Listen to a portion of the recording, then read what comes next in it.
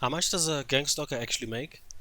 I stumbled into this sort of question when I had people following me and I was experiencing all sorts of strange events for an extended period of time, and they just were not going away. And I started asking myself if these people are really being paid or if they're just doing this as a hobby, and definitely not.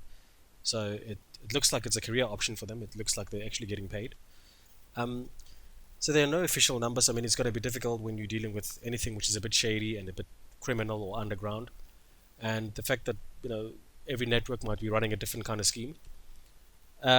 So there are different levels of involvement in gang stalking or organized stalking.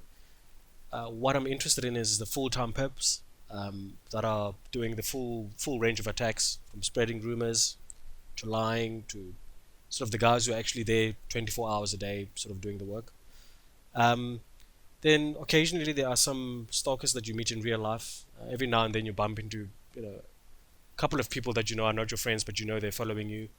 And then, of course, gang stalking has got to drag the general public. Like everybody has got to be involved. All your friends, um, everybody has got to be lied to and has got to be sort of told a rumor or some kind of campaign to discredit you, to destroy your image. Um, so again, nobody's going to do all of this work for nothing.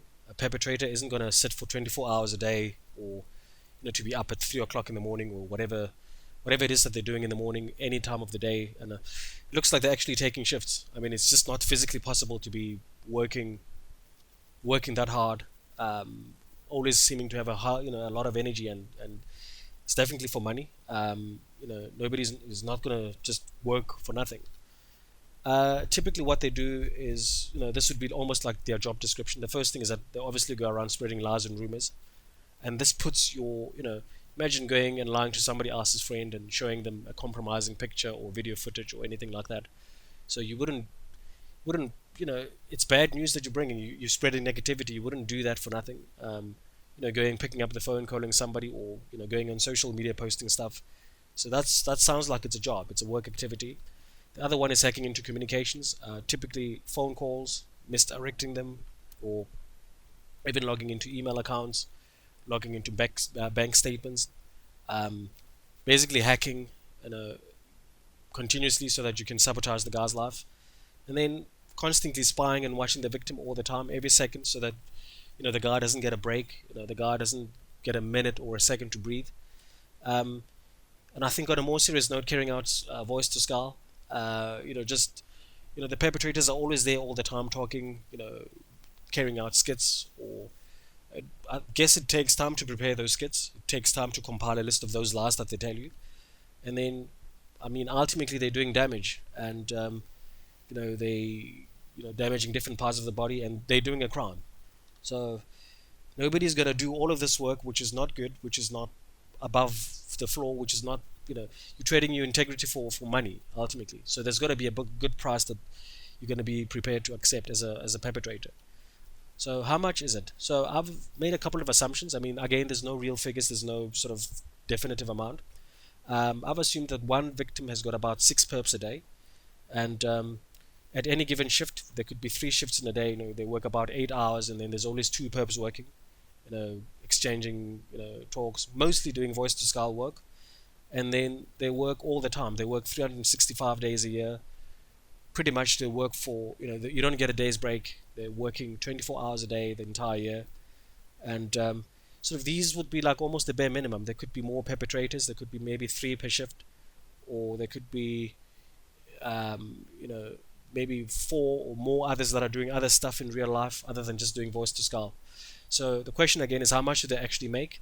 Um, I mean, we start off with the sort of base, most bare minimum, which is $1 per hour that you would want to earn, which means you're going to be making 8 hours per day if you're working an 8 hour shift.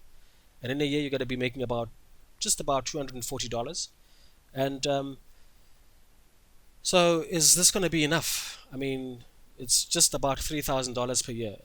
You're doing this trouble, you're going through a lot of trouble as a perpetrator, and would this amount be enough? And the answer is probably no. It's more like $5 would be the minimum, and then if you're earning $5 an hour, you're probably making a good $1,200 per month, um, which is a bit of a step up, but it's still not enough. It's still you're ultimately killing a human being. You're ultimately destroying somebody else's life. So for $5, it's assassination. I mean, it's you're like a slow assassination or a slow kill campaign, which you're probably not gonna do it for like $5 an hour. Maybe on average about $10 an hour. I mean, perpetrators are earning different amounts.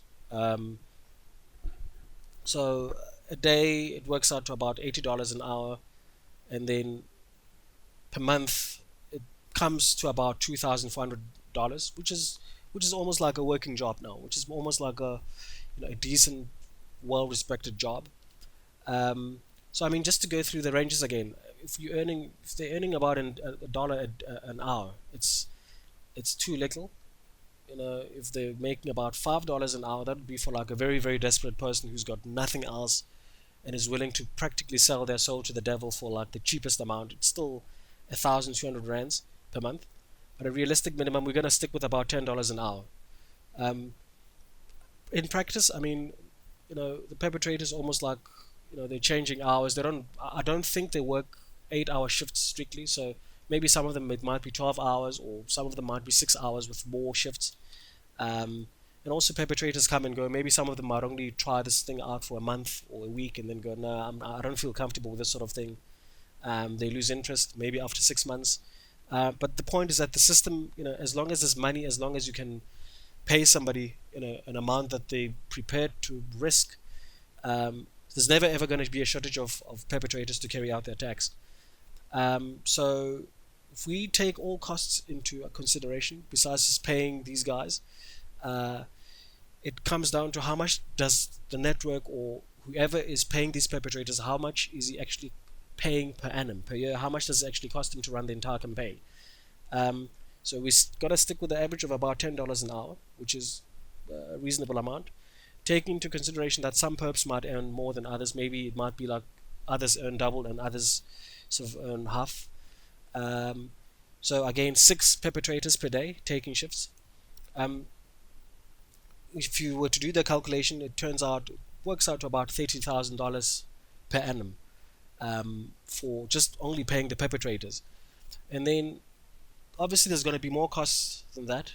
These guys have got to make phone calls. They've got to be on the internet researching. They've got to be following, stalking the guy. If the victim is traveling, they've got to actually follow him around. And then there's also bribing other members of society. I mean, imagine trying to bribe somebody like a lawyer or a police. So you've got to pay a little bit extra. So you assume, let's stick with an average of about $1,000 per month just to carry out the bribes. So in a year, it's going to be about $12,000 for all the other extra costs. So per victim, you end up spending roughly $42,000 just to stalk one victim.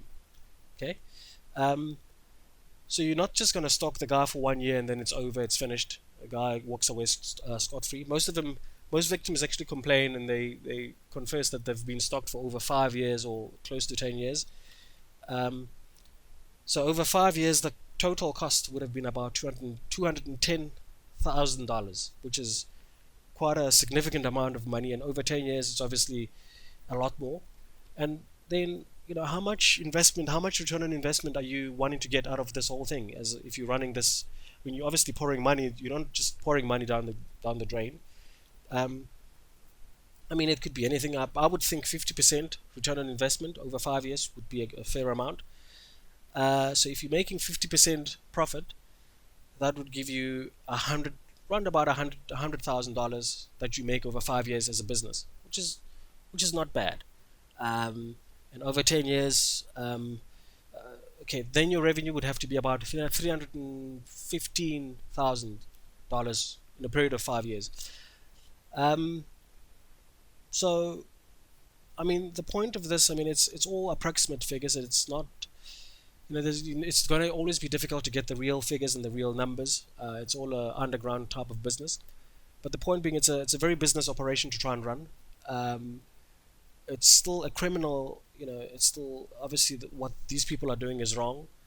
But the person who's doing this, the networks or the perpetrators, it's all in it for somebody. It's all something. There's something to gain, and it's always going to be money being the driving force, money being the driving factor behind this sort of evil.